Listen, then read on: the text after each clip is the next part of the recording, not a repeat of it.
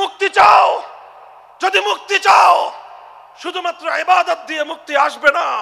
ইবাদত যেমন করতে হবে, যেরকম নামাজ রোজা হজ যাকাত তাসবিহ তাহলিল আদায় করতে হবে, ঠিক একই ভাবে সমাজ সংস্কার করার জন্য সমাজ থেকে জুলুম দূর করতে হবে, বৈষম্য দূর করতে হবে, বেইনসাফি দূর করতে হবে, সুদ ভিত্তিক অর্থ ব্যবস্থার বিরুদ্ধে জাতীয়ভাবে ঐক্য গড়ে তুলে সুদের বিরুদ্ধে যুদ্ধ ঘোষণা করতে হবে। রাজি আছেন তো ইনশাআল্লাহ? আল্লাহ পাক তৌফিক দান করেন। হাত নামান। 3 দফা কর্মসূচি গেল, তালিমে হিকমত সর্বশেষ আলোচনা ও সমাপ্তির দিকে। নবীজির 4 নম্বর কর্মসূচি হলো ওয়ায়ুআল্লিমুহুমুল কিতাবা ওয়াল হিকমাতা ওয়া ইউযাক্কিহিম। অর্থ হলো তাজকিয়া। তাজকিয়ার অনেক অর্থ। তাজকিয়া বলে শুধুমাত্র পীর মুরিদি বোঝানো হয়, তাজকিয়া বলে শুধুমাত্র তাসাউফ চর্চা বোঝানো হয়, তাজকিয়া বলে শুধুমাত্র কিছু ওজিফা আদায় করা বোঝানো হয়। তাজকিয়ার আসল সারমর্ম হলো, একটু লক্ষ্য করে বুঝেন, খুব গভীর এবং তাৎপর্যময় একটা কথা। তাজকিয়ার মূল অর্থ হলো, দেখেন কর্মসূচি ছিল কয়টা? 4টা।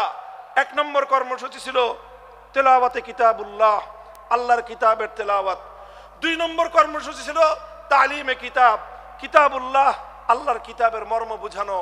3 নম্বর কর্মসূচি ছিল তালিমে হিকমত, অর্থাৎ আল্লাহর কিতাবের প্রত্যেকটা বিধান, প্রত্যেকটা বিষয়কে প্র্যাকটিক্যাল আমলে পরিণত করা, কার্যে পরিণত করা। কথা ঠিক না বেঠিক?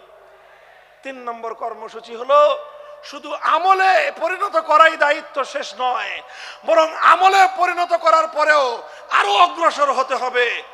4 নম্বর কর্মসূচি হলো আল্লাহর কোরআনকে নিজের আখলাক এবং নিজের চরিত্রে পরিণত করা। কোরআনকে চরিত্রে পরিণত করা, কোরআনের চরিত্র অর্জন করা। কোরআন যে আখলাকের কথা বলেছে, কোরআন যেই চরিত্রের কথা বলেছে, সেই কোরআনই চরিত্র যখন একজন মানুষ গঠন করতে পারে, এটাকেই বলা হয় তাজকিয়া। এটার নামই হলো তাসাউফ। মুহতারাম হাজিরিন, আল্লাহর নবী নিজের জীবনে 100% আল্লাহর কোরআনকে নিজের চরিত্রে পরিণত করতে পেরেছিলেন। এই জন্য যদি কেউ জিজ্ঞাসা করে আল্লাহর নবীর সিরাত কি, নবীর জীবনীটা কি, বলেন তো? সবচেয়ে সংক্ষিপ্ত অথচ সবচেয়ে পূর্ণাঙ্গ জবাব হলো, কি বললাম? সবচেয়ে সংক্ষিপ্ত অথচ সবচেয়ে পূর্ণাঙ্গ। নবীর জীবন সম্পর্কে সবচেয়ে সংক্ষিপ্ত এবং সবচেয়ে পূর্ণাঙ্গ বর্ণনা হলো কানা খুলুকুহু আল কোরআন, আমার নবীর চরিত্র ছিল কোরআন। কোরআন যা বলেছে নবীর চরিত্রে সেটা বাস্তবায়িত হয়েছে, নবীর আখলাকে সেটা বাস্তবায়িত হয়েছে। নবীজির কথাবার্তা, নবীজির উঠা বসা, নবীজির আচার ব্যবহার, নবীজির প্রত্যেকটা অ্যাক্টিভিটি, এমনকি চিন্তা চেতনা, সব যখন আল্লাহর কোরআন অনুযায়ী তৈরি হয়, তখন সেটাকেই বলা হয় তাজকিয়া। আর এটাই হলো কোরআনকে কেন্দ্র করে 4র্থ কর্মসূচি। মুহতারাম হাজিরিন, আমি আমার আলোচনা এবার সমাপ্তির দিকে টেনে নিয়ে যাই। আসুন আমরা আল্লাহর কোরআনকে সেন্টারে রেখে একটা সমাজ বিনির্মাণের চেষ্টা করি। সেই সমাজ বিনির্মাণের জন্য প্রথম কাজ, ঘরে ঘরে কানে কানে কোরআনের তেলাওয়াতের আওয়াজ পৌঁছে দেই। 2 নম্বর, প্রতিটি মুসলমানের কাছে কোরআনের মর্ম বোঝানোর চেষ্টা পৌঁছে দেই। 3 নম্বর হলো কোরআনের প্রত্যেকটা বিধান সমাজে, ব্যক্তিগত জীবনে, পরিবার জীবনে, সমাজে, রাষ্ট্র জীবনে বাস্তবায়ন করার উদ্যোগ নেই।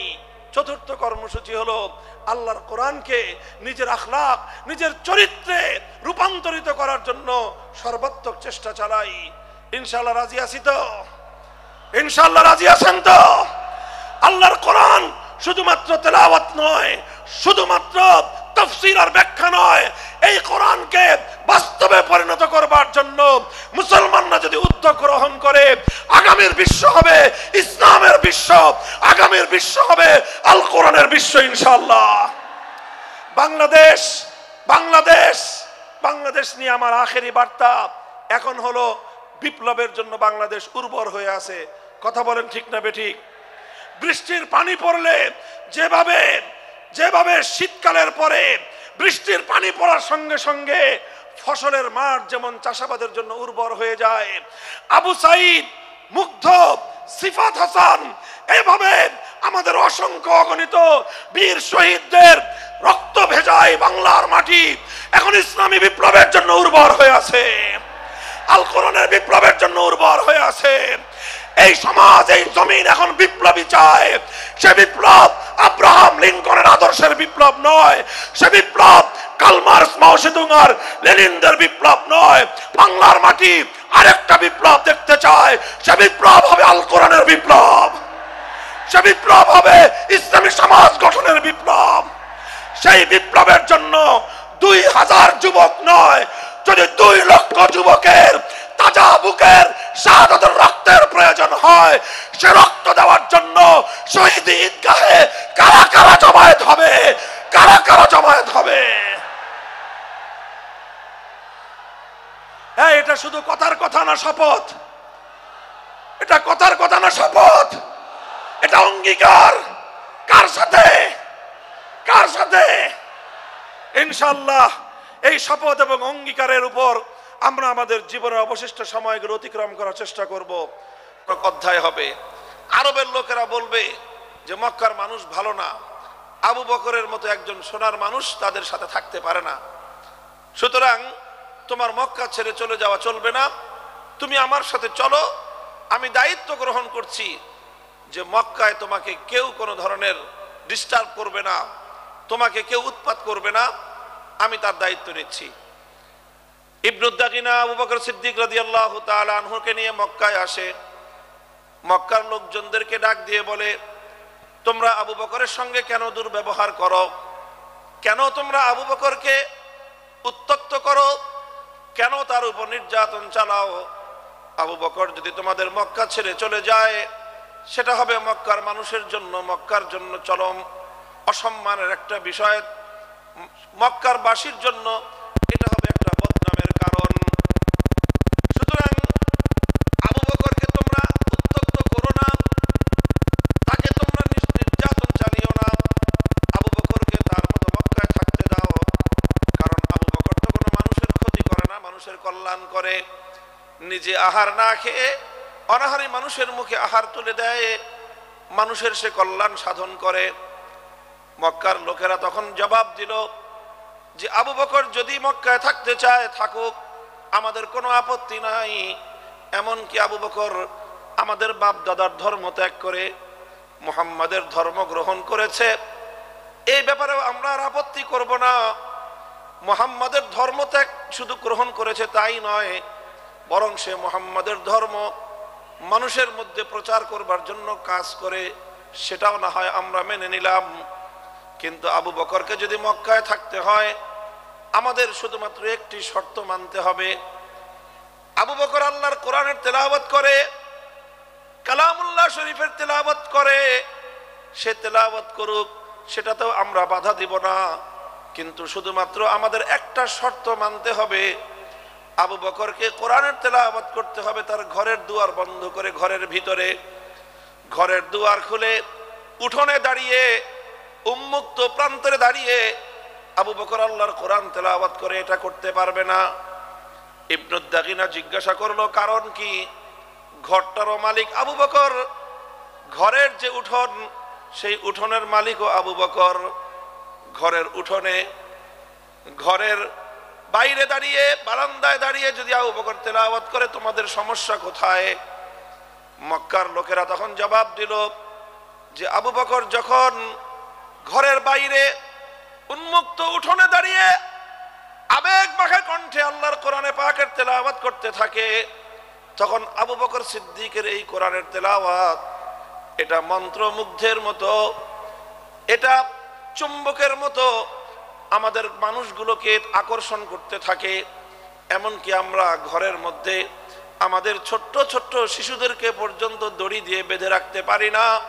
বাদ ভাঙ্গা জোয়ারের মতো আবু বকরের কোরআনের তেলাওয়াত এটা লোহাকে যেমন চুম্বক আকর্ষণ করে টেনে নেয়, আবু বকরের তেলাওয়াতে কোরআন এভাবেই আমাদের ছোট ছোট শিশু বাচ্চাদেরকে আমাদের ছোট ছোট শিশুদেরকে পর্যন্ত আবু বকরের দিকে, কোরআনের তেলাওয়াতের দিকে আকৃষ্ট করে টেনে নিয়ে আসে।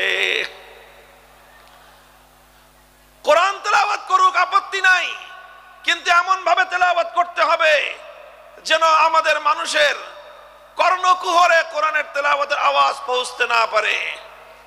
মুহতারাম হাজিরিন, ইতিহাস বলে এভাবেই শুধু আল্লাহর কোরআনের তেলাওয়াত, এটাই সর্বপ্রথম মক্কার কায়েমি স্বার্থবাদীদের জাহিলিয়াতের ভিত শুদ্ধ কাঁপিয়ে দিয়েছিল। কোরআনের তেলাওয়াতের মধ্যে আল্লাহ পাক রব্বুল আলামিন সেই অ্যাকশন এবং সেই প্রভাব রেখে দিয়েছেন, সেই তাসির রেখে দিয়েছেন। বলেন সুবহানাল্লাহ। আজ কোরআনে পাকের তেলাওয়াত আমরা ছেড়ে দিয়েছি, ভুলে গিয়েছি। খুবই স্বল্প পরিমাণ মানুষ উম্মতের মধ্য থেকে আল্লাহর কোরআনে পাকের বিশুদ্ধ তেলাওয়াত করতে পারে। কোরআনের সেই তেলাওয়াতের সেই পরিবেশ আবার জিন্দা করা চাই। যারা ইসলামী সমাজ গঠন করতে চায়, যারা জাহিলিয়াতকে দূর করে, অন্ধকারকে তিরোহিত করে আলোকবর্তিকা প্রজ্বলিত করতে চাই, দিকে দিকে মানুষের কানে কানে প্রতিটি ঘরে ঘরে আল্লাহর কোরআনের তেলাওয়াতের সুরের মূর্ছনায় এই জাহিলিয়াতের কবর রচনা করবার বিপ্লব শুরু করতে হবে।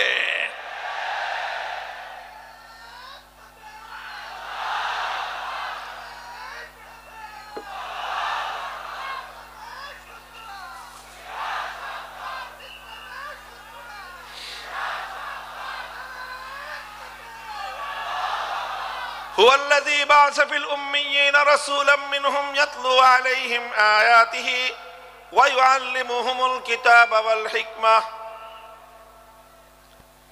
নবী আকরাম সাল্লাল্লাহু আলাইহি ওয়াসাল্লামের এক নম্বর কর্মসূচি ছিল তেলাওয়াতে কালামে পাক, তেলাওয়াতে কিতাবুল্লাহ।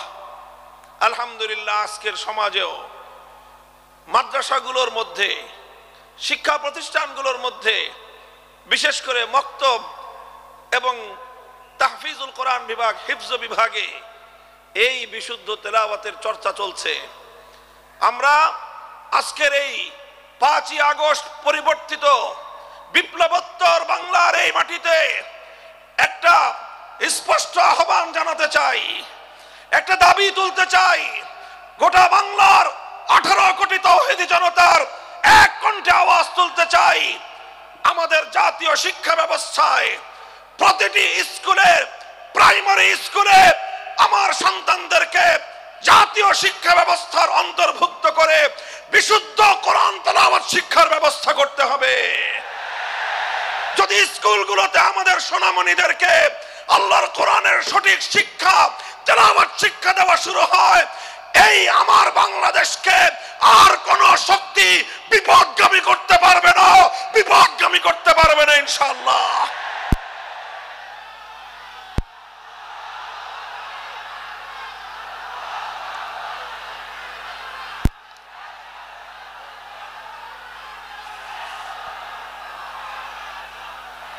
এদেশের মুসলমানদের ট্যাক্সের পয়সা দিয়ে, রাষ্ট্রীয় অর্থে আমাদের সন্তানদের শিক্ষা ব্যবস্থা পরিচালিত হয়।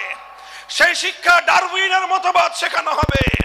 সেই শিক্ষা ব্যবস্থায় সেখানে নানা ধরনের গাঁজাখুরি গল্প শেখানো হবে। সেখানে বিবর্তনবাদের মতো চরম বিতর্কিত, অগ্রহণযোগ্য মতবাদ শিক্ষা দেওয়ার নামে সভ্য যুগে অসভ্যতা এবং বর্বরতার শিক্ষা দেওয়া হবে। ট্রান্সজেন্ডারের মতো চরম বিতর্কিত শিক্ষা দেওয়া হবে। সেখানে বৈষম্যের মতো এই সকল শিক্ষা দীক্ষার মাধ্যমে একটি অসভ্য পাশ্চাত্যের উলঙ্গ, অর্ধ উলঙ্গ সমাজ তৈরি করার যে অপচেষ্টা নতুন বাংলাদেশ সেটা বরদাস্ত করবে না, সেটা বরদাস্ত করা যাবে না।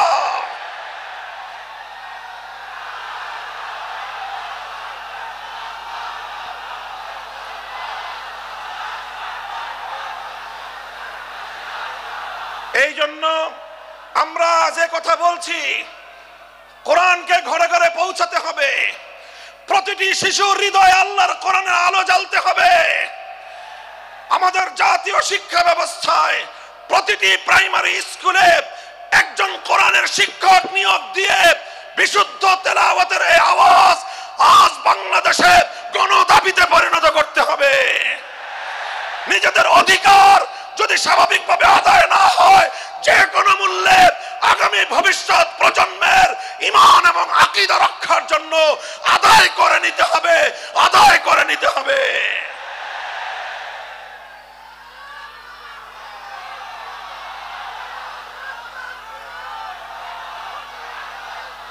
মুহতারাম হাজিরিন, এখানে বিভিন্ন শ্রেণী পেশার মানুষ রয়েছেন, আইন শৃঙ্খলা রক্ষাকারী বাহিনীর ভাইরা রয়েছেন, গোয়েন্দা সংস্থার লোকেরা রয়েছেন, এখানে বিভিন্ন শিক্ষা প্রতিষ্ঠানের শিক্ষক শিক্ষিকা মহোদয় রয়েছেন, অনেক শিক্ষা প্রতিষ্ঠানের পরিচালক মণ্ডলীর সদস্যরা রয়েছেন। আপনারা সকলেই বিবেচনা করে দেখুন যে এত কিছু শিক্ষা দেওয়া হয়, এতগুলো সাবজেক্ট পড়ানো হয়, এত শিক্ষক শিক্ষিকা জাতীয় শিক্ষা ব্যবস্থার শিক্ষাঙ্গনগুলোতে রাষ্ট্রীয়ভাবে প্রতিপালিত হয়, তাদের সকলের আয়োজন হয়, অথচ কোটি কোটি কচি কাঁচা শিক্ষার্থীদের জন্য জাতীয় শিক্ষা ব্যবস্থায় আল্লাহর কোরআনের বিশুদ্ধ তেলাওয়াতটুকু শিক্ষা দেওয়া হলো না। একটি মুসলিম জাতি হিসেবে আমাদের জন্য এর চেয়ে দুঃখজনক, এর চেয়ে লজ্জাজনক আর কোনো বিষয় থাকতে পারে না। এমন বাংলাদেশ দেখার জন্য শরীয়তুল্লাহরা রক্ত দেয় নাই, এমন বাংলাদেশ দেখার জন্য তিতুমিররা বাঁশের কেল্লা গড়ে নাই। আমাদেরকে অনেক বঞ্চিত করা হয়েছে, আমাদেরকে বিপদগামী করার জন্য জাতীয় আন্তর্জাতিক আভ্যন্তরীণ এবং বহির শত্রুরা একযোগে অনেক ষড়যন্ত্র করেছে। এবার সমস্ত ষড়যন্ত্রের জাল ছিন্ন করবার সময় এসেছে। আমরা সকলেই যদি যার যার জায়গা থেকে এই আওয়াজ উঠাই যে সব শিক্ষা থাকতে পারবে, সমস্ত কিছু শিখবে আমাদের শিক্ষার্থীরা, প্রাইমারি লেভেলে অন্তত বিশুদ্ধ তেলাওয়াতের শিক্ষা থাকবে না কেন? আল্লাহ পাক রব্বুল আলামিন আমাদের এই ঈমানি দাবি উপলব্ধি করে এই রাষ্ট্র ব্যবস্থাকে যথাযথ পদক্ষেপ গ্রহণ করার তৌফিক দান করুন। এটা ছিল প্রথম কর্মসূচির কথা বলছিলাম। ইয়াতলু আলাইহিম আয়াতিক, এমন একজন পয়গম্বর যেই পয়গম্বরের প্রথম কর্মসূচি হবে আল্লাহর কোরআনকে তেলাওয়াত করে শোনানো, কোরআনে পাকের রিসাইটিং, কোরআনের পাঠ, কোরআনের রিডিং পড়ে শোনানো। এটাই হলো একটা বৈপ্লবিক কর্মসূচি। রাসূল আকরাম সাল্লাল্লাহু আলাইহি ওয়াসাল্লামের দ্বিতীয় কর্মসূচির কথা আল্লাহর কোরআন বলছে, ওয়া ইউআল্লিমুহুমুল কিতাব, যে কোরআনের তেলাওয়াত হলো, যে কোরআন পড়ে শোনানো হলো। এক নম্বর কর্মসূচির মাধ্যমে কোরআনকে তেলাওয়াত করে মানুষের কানে কানে পৌঁছে দেয়া হলো। এরপরে দ্বিতীয় কর্মসূচির শুরু হলো। দ্বিতীয় কর্মসূচিটা হলো ওয়া ইউআল্লিমুহুমুল কিতাব, যে কোরআনকে তুমি তেলাওয়াত করেছো, ওগো আমার নবী, এবার এ জাতিকে তুমি কোরআনে পাকের মর্ম বোঝাও, কোরআনের অর্থ বোঝাও, কোরআনের উদ্দেশ্য বোঝাও, কোরআনের ব্যাখ্যা বোঝাও। তাফসীরের মাধ্যমে মানুষের কাছে আল্লাহর মেসেজ এবং আল্লাহ পাকের পয়গামগুলো বিশ্ব মানব জাতির কাছে তুলে ধরো। রাসূল আকরাম সাল্লাল্লাহু আলাইহি ওয়াসাল্লামের দ্বিতীয় দফা কর্মসূচির শিরোনাম হলো তালিমুল কিতাব, অর্থাৎ আল্লাহর কিতাবের মর্ম এবং তার ব্যাখ্যা শিক্ষা প্রদান করা। আল্লাহর নবী পবিত্র কোরআনে পাককে এভাবেই ব্যাখ্যা করে শিখিয়েছেন, মানুষকে বুঝিয়েছেন, কোরআনের অর্থ বুঝিয়েছেন, কোরআনের এক একটা শব্দ শব্দ করে আল্লাহর নবী এই উম্মতের সামনে তার মর্ম ব্যাখ্যা করেছেন। আল্লাহর নবী কোরআনে পাককে বোঝাতে গিয়ে যেই কথাগুলো বলেছেন, কিয়ামত পর্যন্ত আল্লাহর নবীর সেই কথাগুলোই হাদিসে রাসূল হিসেবে উম্মতে মুহাম্মাদিয়ার কাছে সংরক্ষিত এক মহান মূল্যবান আমানত। তিনি কোরআন শিক্ষা দিয়েছেন, কোরআনের মর্ম বুঝিয়েছেন, কোরআনের ব্যাখ্যা বুঝিয়েছেন। আল্লাহ পাক রব্বুল আলামিন মানব জাতিকে লক্ষ্য করে কি মেসেজ পাঠিয়েছেন, কি বার্তা তিনি দিয়েছেন, সেই বার্তা আর আল্লাহর সেই পয়গামগুলো নবী আকরাম সাল্লাল্লাহু আলাইহি ওয়াসাল্লাম মানুষকে বুঝিয়েছেন। এটা হলো আল্লাহর নবীর 2 নম্বর কর্মসূচি। 1 নম্বর কর্মসূচির শিরোনাম হলো তেলাওয়াতে কিতাব। সবাই বলেন, 1 নম্বর কর্মসূচি হলো তেলাওয়াতে কিতাব। বলেন, 1 নম্বর কর্মসূচি কি? 2 নম্বর কর্মসূচি হলো তালিমে কিতাব, বলেন 2 নম্বর কর্মসূচি কি? তালিমে কিতাব। 1 নম্বর ছিল তেলাওয়াতে কিতাব, 2 নম্বর হলো তালিমে কিতাব। তেলাওয়াতে কিতাবের অর্থ হলো শুধু কোরআন পড়া, বুঝুক বা না বুঝুক কোনো সমস্যা নাই, বুঝে পড়লেও সওয়াব হবে, না বুঝে পড়লেও সওয়াব হবে, বুঝে পড়লেও হৃদয়ে প্রভাব তৈরি করবে, না বুঝে পড়লেও হৃদয়ে প্রভাব তৈরি করবে। আল্লাহর কোরআন একমাত্র গ্রন্থ যার প্রতিটি অক্ষরের মধ্যে আল্লাহ পাক রব্বুল আলামিন এক অসাধারণ এবং এক অসম্ভব রকম শক্তি দিয়ে আল্লাহ প্রতিটি অক্ষরকে নাজিল করেছেন। 2 নম্বর তেলাওয়াত, 2 নম্বর কর্মসূচি হলো তালিমে কিতাব। 1 নম্বর কর্মসূচির মাধ্যমে যে কোরআনকে তেলাওয়াত করা হলো, 2 নম্বর কর্মসূচির মাধ্যমে এবার সেই কোরআনের মর্ম এবং তার ব্যাখ্যা শিক্ষা দেওয়া হবে। আল্লাহর রাসূল সাল্লাল্লাহু আলাইহি ওয়াসাল্লাম উম্মতকে 23 বছরে একটা একটা অক্ষর করে তার মর্ম শিক্ষা দিয়েছেন। সাহাবায়ে কেরাম আল্লাহর নবীর কাছ থেকে কোরআনের মর্মগুলো শিখেছেন শুধুমাত্র আরবি ভাষার মাধ্যমে। আরবের সাহাবীরা আল্লাহর কোরআনকে যথাযথ বুঝতে পারেন নাই, আরবি ভাষার মাধ্যমে অনেক জায়গায় তারা উল্টো বুঝেছেন।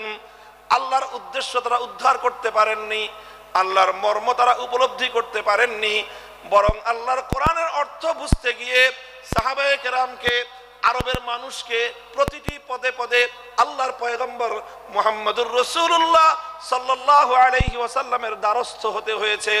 আর আল্লাহর নবী প্রতিটি আয়াতকে উম্মতের সামনে এভাবে ব্যাখ্যা করে করে বুঝিয়ে দিয়েছেন।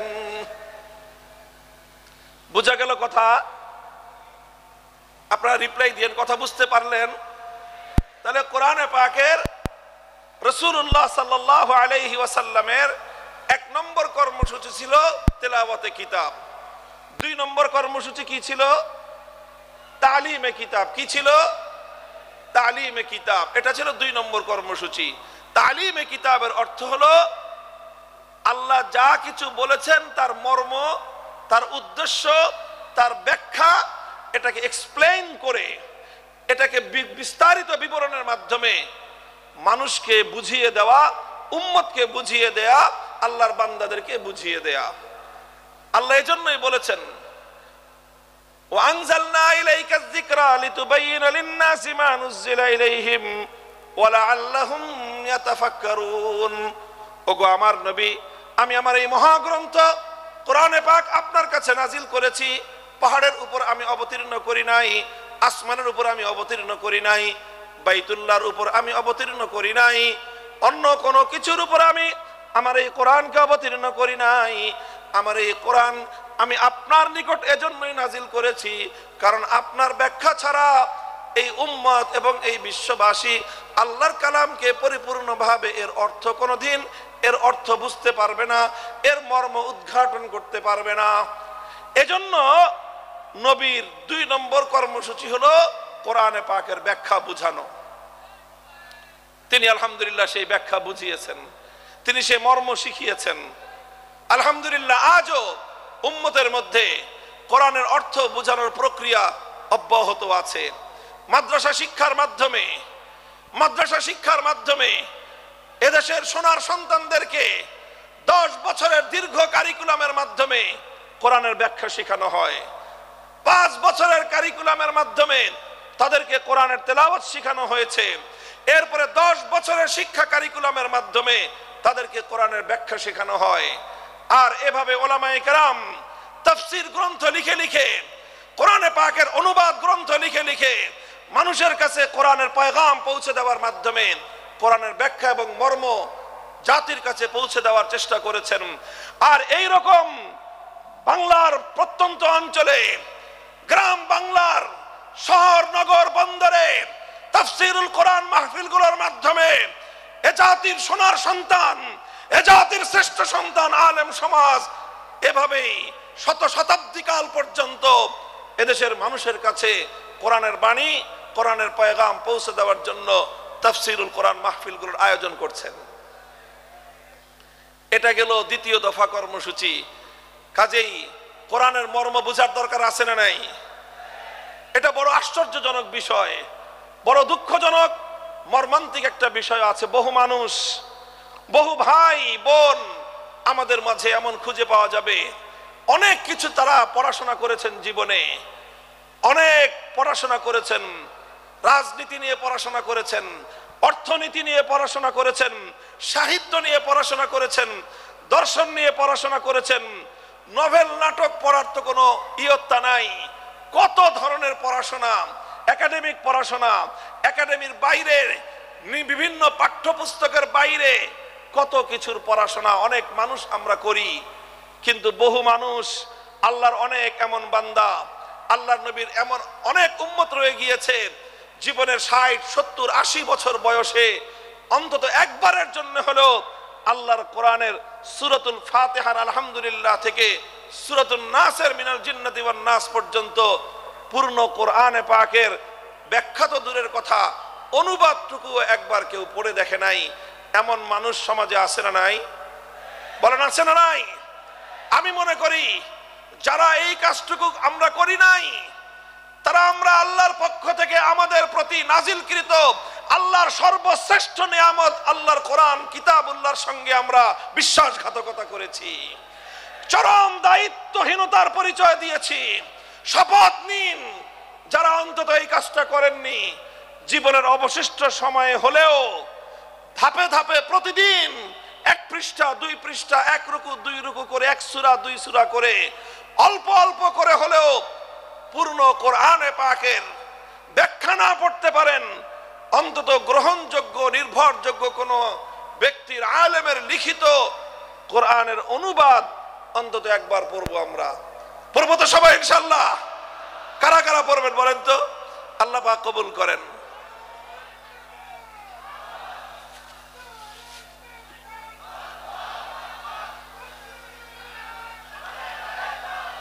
আমরা আল্লাহর কোরআনের আলো ঘরে ঘরে জ্বালতে চাই।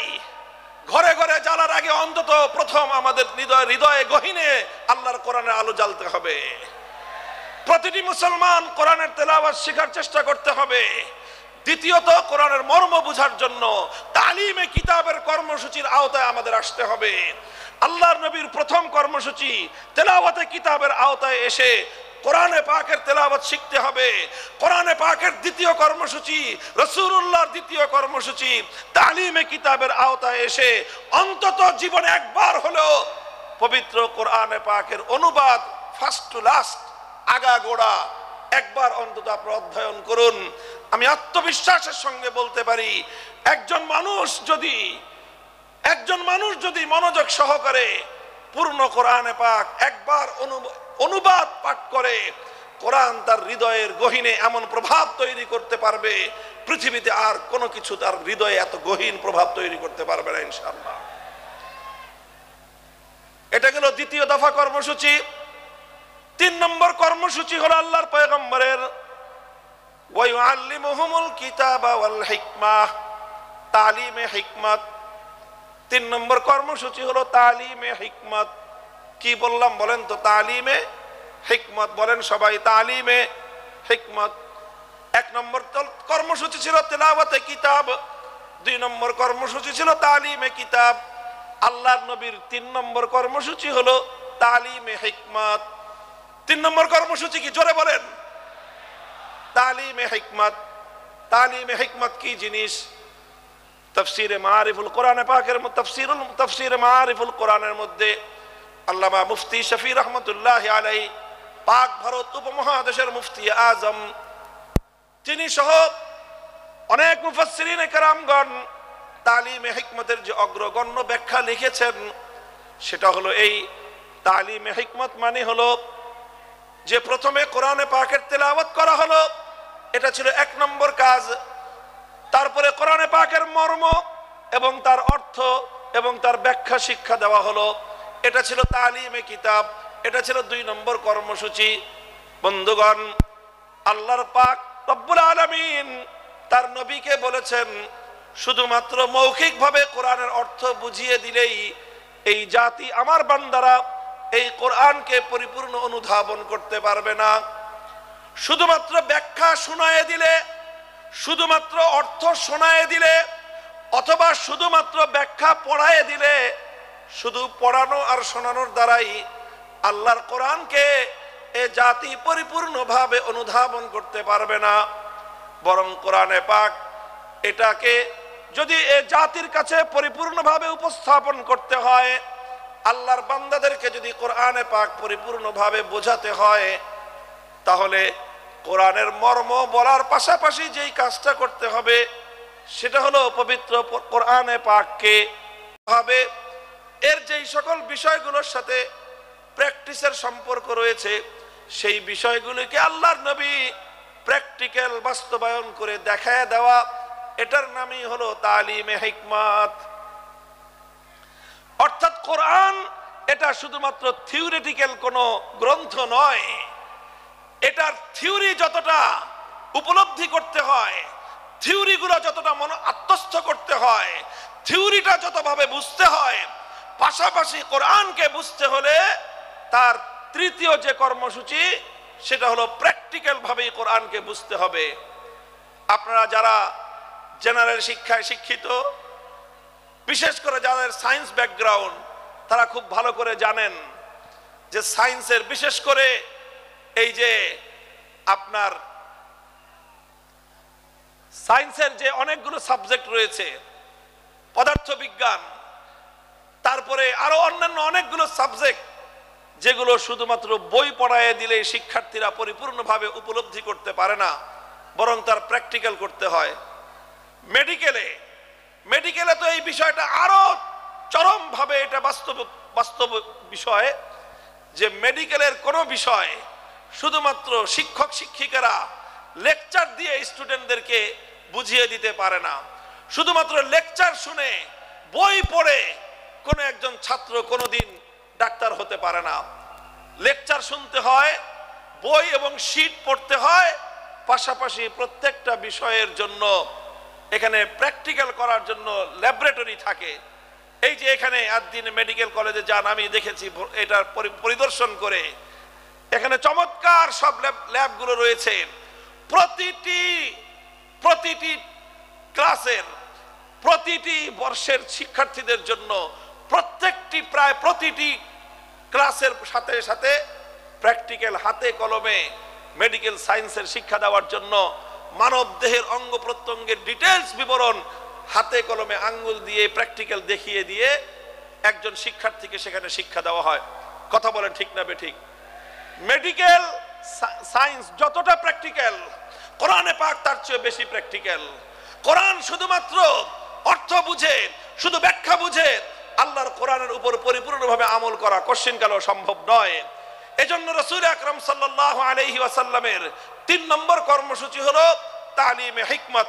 তালিমে হিকমতের অর্থ হলো তেলাওয়াতে কিতাবের মাধ্যমে যেই কোরআনের তেলাওয়াত হয়েছে, তালিমে কিতাবের মাধ্যমে যেই কোরআনের অর্থ এবং ব্যাখ্যা শিক্ষা দেওয়া হয়েছে, তালিমে হিকমতের মাধ্যমে সেই কোরআনে পাকের প্র্যাকটিক্যাল বিষয়গুলো বাস্তবে প্রতিফলিত করে প্র্যাকটিক্যাল করে উম্মতকে দেখিয়ে দিতে হবে। এটা হলো তালিমে হিকমত। এবং নবী আকরাম সাল্লাল্লাহু আলাইহি ওয়াসাল্লাম তার জীবনের একটা গুরুত্বপূর্ণ অধ্যায় তালিমে হিকমতের মধ্যে কাটিয়েছেন। উম্মতকে প্র্যাকটিক্যাল শিখিয়েছেন। কোরআন কিভাবে শিখিয়েছেন যেমন উপলব্ধি করুন। দৃষ্টান্ত দিয়ে আমি বলছি সংক্ষেপে। আল্লাহ পাক কোরআনে আয়াত নাজিল করলেন, আকিমুস সালাত, সালাত কায়েম করো। আল্লাহ নবী প্রথমে তেলাওয়াত শোনালেন, আকিমুস সালাত ওয়া আতুজ যাকাত ওয়া আতিউল্লাহ ওয়া রাসূলহু। তেলাওয়াত শোনালেন, ১ নম্বর কর্মসূচি পালিত হলো। তারপরে সালাতের মর্ম ব্যাখ্যা করে বোঝালেন যে সালাতের অর্থ কি। আল্লাহ নবী বুঝিয়ে দিলেন সালাতের অর্থ হলো এমন একটা ইবাদত যে ইবাদতের মধ্যে তাকবীরে তাহরিমা থাকবে, যে ইবাদতের মধ্যে সূরা ফাতিহার তেলাওয়াত থাকবে, যে ইবাদতের মধ্যে সূরা ফাতিহার পরে আরো কোরআনের তেলাওয়াত থাকবে, যে ইবাদতের মধ্যে রুকু থাকবে, রুকুর মধ্যে তাসবিহ থাকবে, তারপরে সাজদা থাকবে, সাজদার মধ্যে তাসবিহ থাকবে, তারপরে বৈঠক হবে, সেই বৈঠকের মধ্যে তাশাহুদ থাকবে। এইভাবে সালামের মাধ্যমে যে ইবাদতটা সমাপ্ত হবে, সালাতের দ্বারা সেই ইবাদত উদ্দেশ্য, সেই সালাতকে কায়েম করতে বলেছেন। কিয়ামের ইকামতের কি অর্থ আল্লাহর নবী তার সব কিছু ব্যাখ্যা করে বুঝিয়ে দিয়েছেন। এখানেই নবীজির দায়িত্ব শেষ হয়নি, বরং সালাত কিভাবে আদায় করতে হবে রাসূল আকরাম সাল্লাল্লাহু আলাইহি ওয়াসাল্লাম প্র্যাকটিক্যাল ভাবে সেটা উম্মতকে শিক্ষা দিয়েছেন।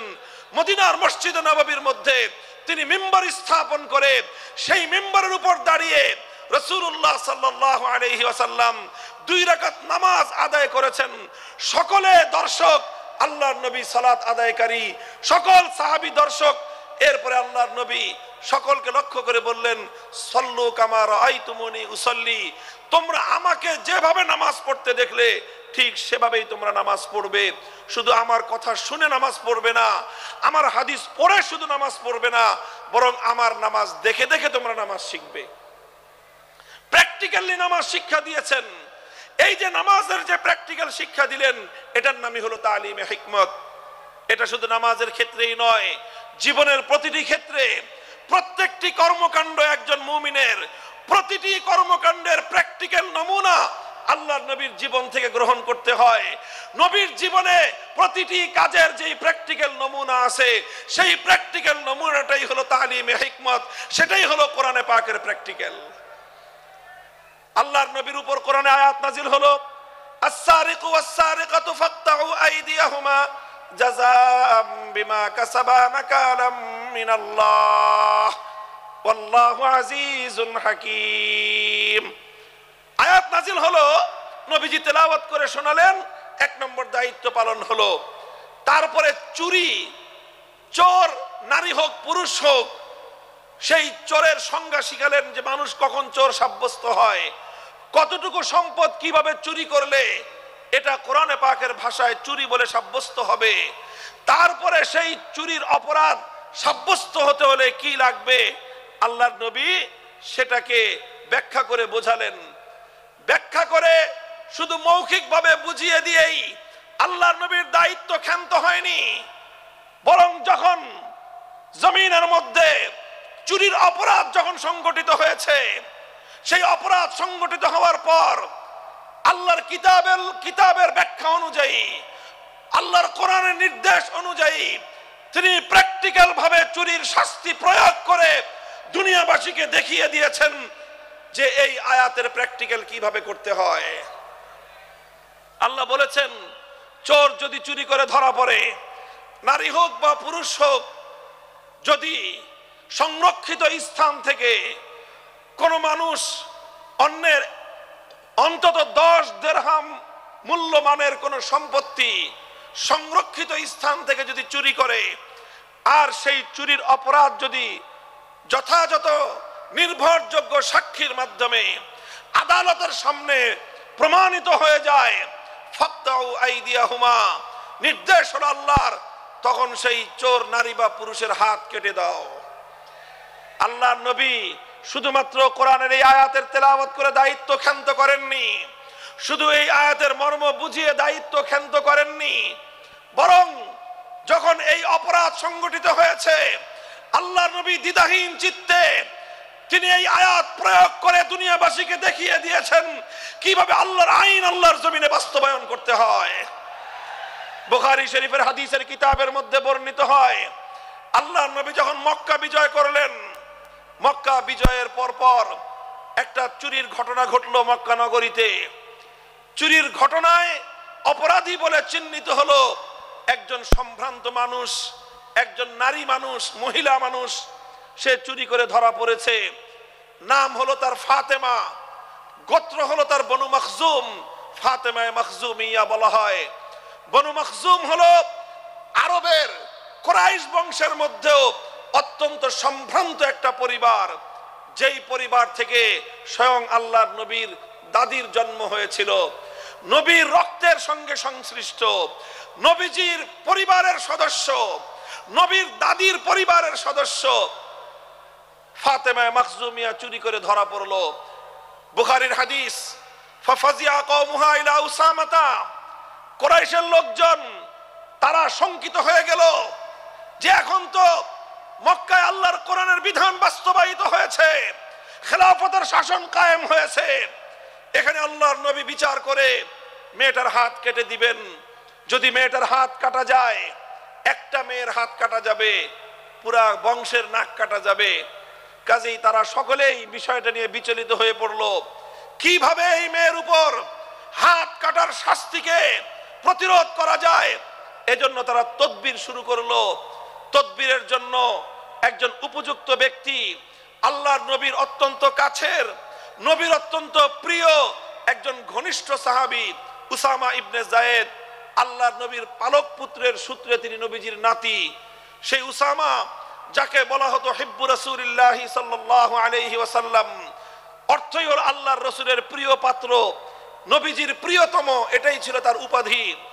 সেই কুরাইশ বংশের লোকজন, বনু মখজুম গোত্রের লোকজন উসামাকে এসে ধরলো, যাও মুহাম্মদ সাল্লাল্লাহু আলাইহি ওয়াসাল্লাম সম্পর্কে তোমার দাদা লাগে, তুমি তোমার দাদাকে গিয়ে বলো এই মেয়েটার জন্য হাত না কাটা হয়, কারণ এই মেয়েটা ওনার নিজের বংশের লোক, এই মেয়েটার যদি হাত কাটা যায় পুরা কুরাইশ বংশের সম্মান ধুলোয় মিশে যাবে, স্বয়ং আল্লাহর নবী তার নিজেরও প্রেস্টিজের হ্যাম্পার হবে, কাজেই হাতটা যেন না কাটা হয়।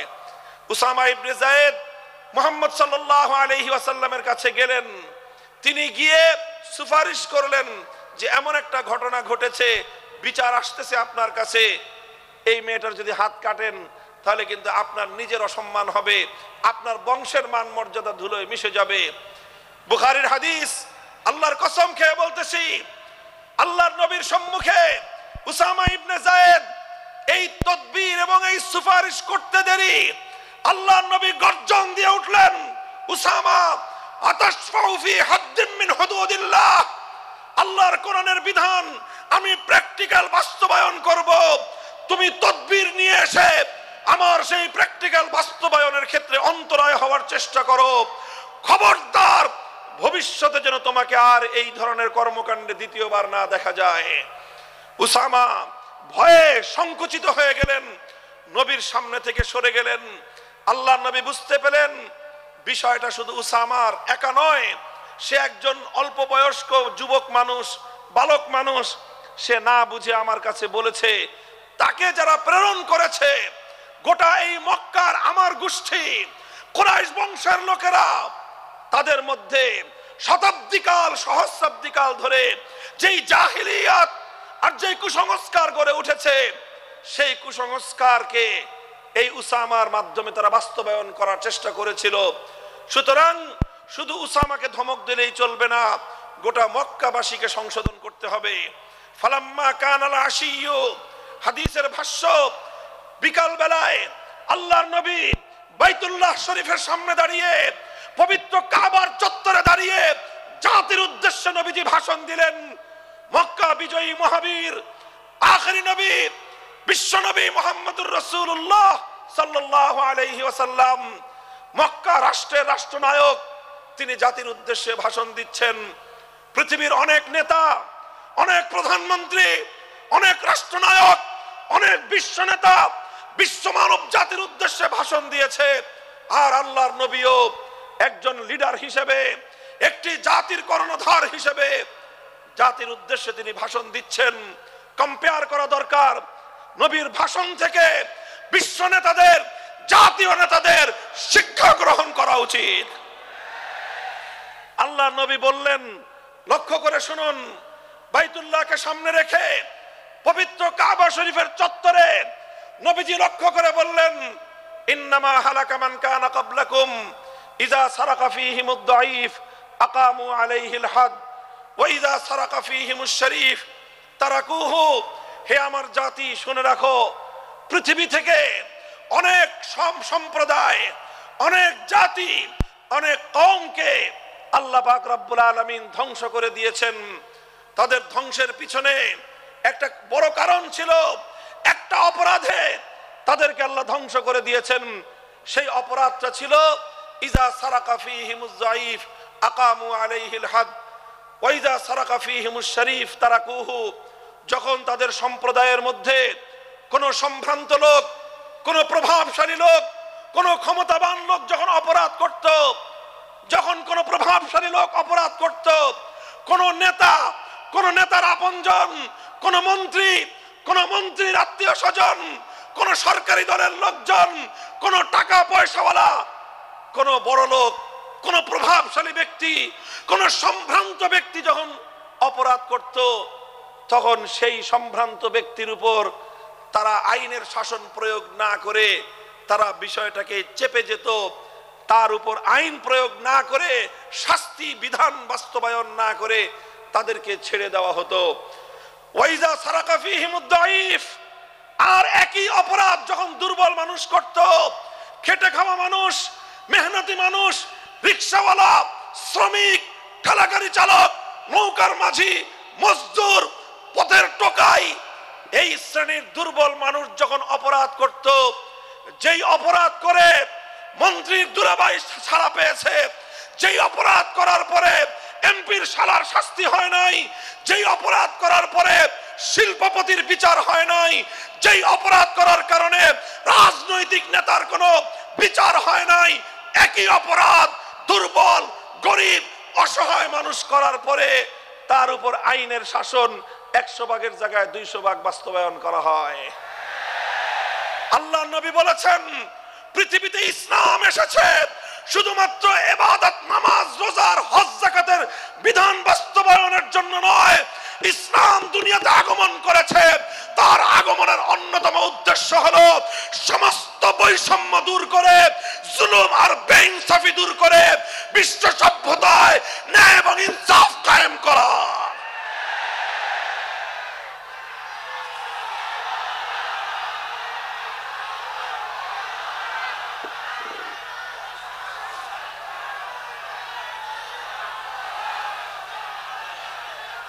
মনে রাখবেন, বৈষম্যহীন সমাজ গড়া এটা শুধু বৈষম্য বিরোধী ছাত্র নেতৃবৃন্দের দায়িত্ব নয়।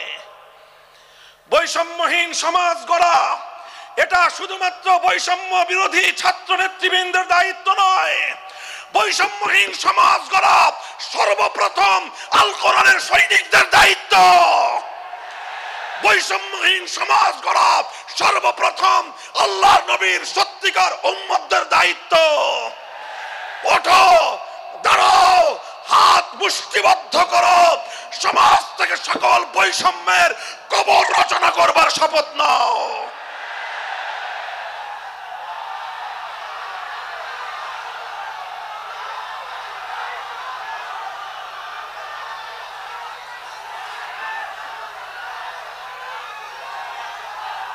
মুহতারাম হাজিরিন, কথাটা খুব জায়গা লক্ষণীয়, শোনার বিষয়। যারা একটা বৈষম্যহীন সমাজ দেখতে চাও, যারা জুলুম এবং অত্যাচারে অতিষ্ঠ হয়ে গিয়েছ, যাদের জীবনকে এই ধরনের অন্যায়, অবিচার, জুলুম, শোষণ, স্বৈরতন্ত্র যাদের অন্তর হৃদয়কে জ্বালিয়ে পুড়িয়ে ছারখার করে দিয়েছে, হে হতাশাগ্রস্ত জাতি, আসো আল কোরআনের কাছে। আমরা তোমাদেরকে মুক্তির বার্তা শোনাই, আমরা তোমাদেরকে সান্ত্বনার বাণী শোনাবো। আসো, হাতে হাত রাখি, সমস্ত বৈষম্য, জুলুম, স্বৈরতন্ত্রের কবর রচনা করে আল্লাহর কোরআনের সমাজ গড়বার জন্য হাতে হাত রাখি। দেখেন, আল্লাহ পাক রব্বুল আলামিন যুগে যুগে যত নবী রাসূল প্রেরণ করেছেন, যুগে যুগে যত আসমানি কিতাব আল্লাহর পক্ষ থেকে অবতীর্ণ হয়েছে, কেন হয়েছে? শুধুমাত্র মুসল্লিদের সমাজ গড়বার জন্য নয়, শুধুমাত্র রোজাদার সমাজ গড়ার জন্য নয়।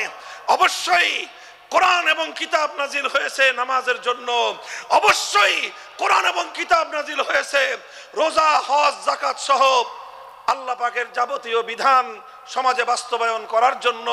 তবে একমাত্র এইটাই উদ্দেশ্য নয়, বরং সমস্ত কিতাব, সমস্ত নবী রাসূল দুনিয়াতে আগমন করার অন্যতম একটা মৌলিক লক্ষ্য।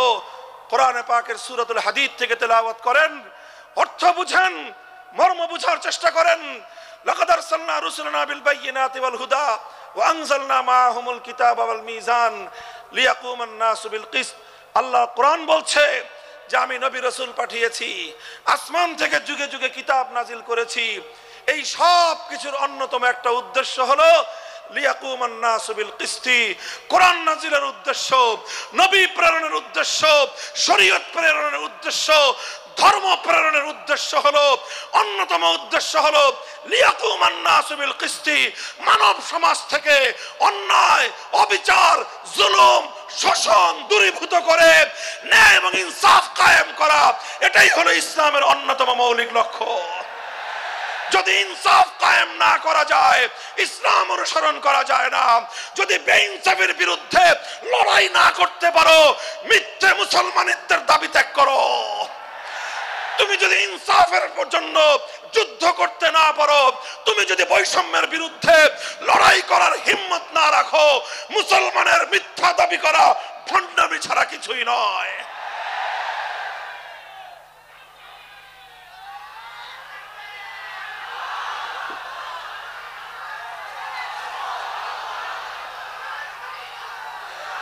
এই জন্য আমাদেরকে বুঝতে হবে, আমাদের জীবনের অন্যতম মিশন, যে জন্য আল্লাহ তার নবীদেরকে পাঠিয়েছেন, নবীদের জীবনের মিশন যা ছিল, নবীর উত্তরাধিকারী, নবীর অনুসারীদের জীবনের মিশনও সেটাই হবে। বলেন কথা ঠিক না বেঠিক? যে পথে গিয়েছে নবীদের জীবন, সে পথে যাবে আমাদের জীবন। যেটা ছিল নবীদের ভীষণ, সেটাই হবে আমাদের ভীষণ। যদি এটাই হয় সত্য কথা, এটাই যদি হয় শপথ, তবে বৈষম্যহীন সমাজ গড়বার জন্য যা করতে হয় তাই করা আমার আর তোমার জিম্মাদারি। যদি সেজন্য আমাদেরকে ঘাম ঝরাতে হয়, ঘাম ঝরানো আমাদের দায়িত্ব। আর যদি সেজন্য চোখের অশ্রু দিতে হয়, চোখের অশ্রু দেওয়া আমাদের দায়িত্ব। যদি সম্পদের কোরবানি করতে হয়, মাল সম্পদের কোরবানি করা, সেটাই আমাদের জীবনের দায়িত্ব এবং উদ্দেশ্য। আর সর্বোপরি যদি একটি বৈষম্যহীন সমাজ গড়বার জন্য শাহাদাতের রক্ত দিতে হয়, আবু সাঈদদের মতো বৈষম্যের বিরুদ্ধে বুক পেতে দিয়ে জীবন দেওয়ার জন্য শপথ নিতে হবে।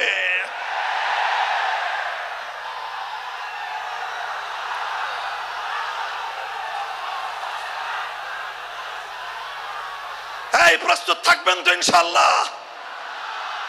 আল্লাহর নবী বললেন এই বৈষম্য চলবে না, এই বৈষম্য জাহিলিয়াত, এই বৈষম্য মূর্খতা। সমাজের মধ্যে নিজের দলের লোক অন্যায় করলে পাগার পার, বিরোধী দলের লোক অন্যায় করলে আইনের শাসনে 100 ভাগের জায়গায় 200 ভাগ। নিজেরা অপরাধ করলে সেই অপরাধীকে ছাড়িয়ে নেওয়ার জন্য সমস্ত আয়োজন।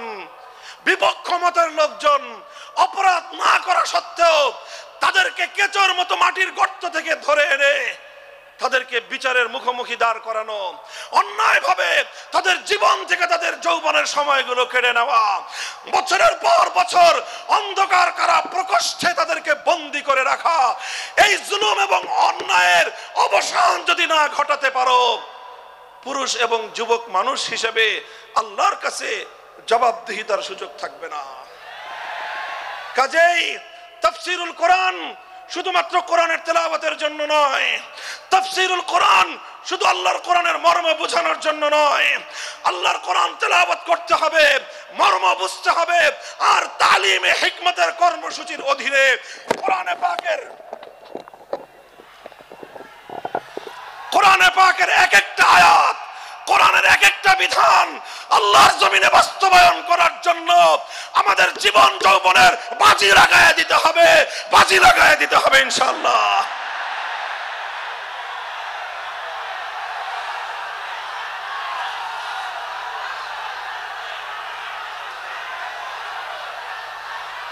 হযরত রাসূল আকরাম সাল্লাল্লাহু আলাইহি ওয়াসাল্লাম বলছিলাম, জাতির উদ্দেশ্যে প্রদত্ত মক্কা বিজয়ী মহাবীর আমিরুল মুমিনিন নবিয়ুল্লাহ খলিফাতুল্লাহ ফিল আরদ খলিফাতুল মুসলিমিন মুহাম্মদুর রাসূলুল্লাহ সাল্লাল্লাহু আলাইহি ওয়াসাল্লামের বক্তব্যের কথা আল্লাহর নবী বললেন, বৈষম্যের কারণে আল্লাহ পাক রব্বুল আলামিন পৃথিবীর বহু জাতিকে ধ্বংস করে দিয়েছেন।